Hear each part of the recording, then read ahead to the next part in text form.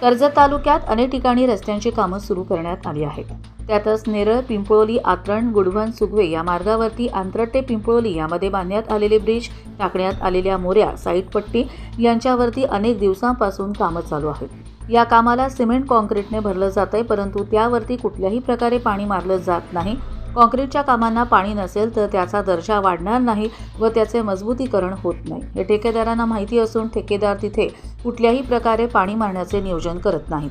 तेथील स्थानिक ग्रामस्थांनी याविषयी आवाज उठवला असता त्यांना उलट उत्तर देण्याची कामं ठेकेदार करतायत. हे काम MMRDCच्या अंतर्गत असून MMRDCच्या अधिकाऱ्यांचेही या बांधकामाकडे दुर्लक्ष होताना दिसत आहे.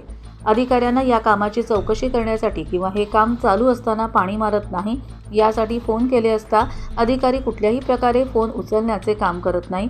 MMRDCचे अधिकारी रमेश माने यांना कॉल करून याची चौकशी करण्यासाठी सांगितलं असता कॉलही उचलण्याचा काम ते करत नाही.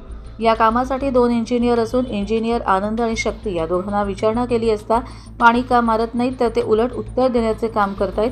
बांधकाम विभाग संबंधित ठेकेदाराला याविषयी जाब विचारणार का आणि पाणी का मारत नाहीत याविषयी चौकशी करणार का याकडे आता स्थानिकांचं लक्ष लागून राहिलंय.